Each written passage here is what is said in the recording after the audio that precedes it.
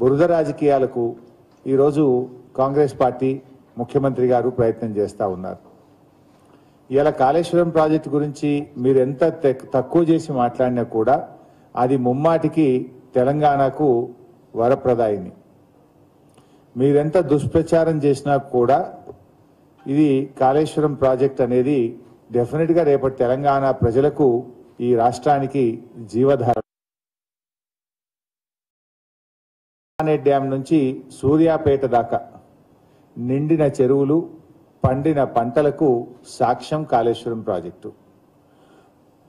అదేవిధంగా ఇలా భూముల్లో పెరిగిన ఊటలు కానీ, బోరు బావుల్లో పెరిగిన ఊటలు కానీ, ఉబికి వస్తున్నటువంటి బోరు బావులన్నీ కూడా ఇవి కాళేశ్వరం ప్రాజెక్టు యొక్క ఫలితాలను కూడా చెప్పుకోక తప్పదు.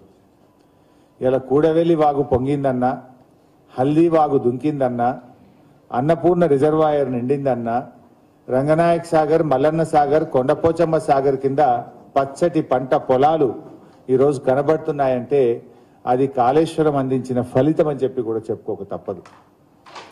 అంటే ఇలా పెరిగిన పంట రాశుల్లో ప్రతిబింబించింది కాళేశ్వరం. ఇవాళ ఒక మేడిగడ్డ ప్రాజెక్టులో ఏదో కుంగిపోయినంత మాత్రాన దాన్ని ఏదో భూతద్దంలో పెట్టి చూపే ప్రయత్నం చేస్తూ ఉన్నారు.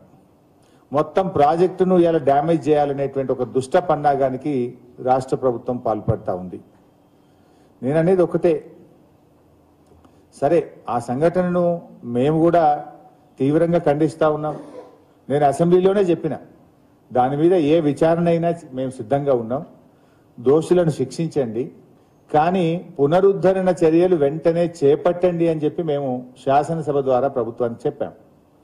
కానీ ప్రభుత్వం ఏంటంటే దాన్ని పూర్తిగా దెబ్బతీయాలని, పునరుద్ధరణ మీద దృష్టి పెట్టకుండా ఇదేదో గత చరిత్రలో ఎప్పుడు జరిగిందేదో జరిగింది అన్నట్టుగా చెప్పే ప్రయత్నం చేస్తూ ఉన్నారు. సరే ఈరోజు రాష్ట్రంలో ఎన్ని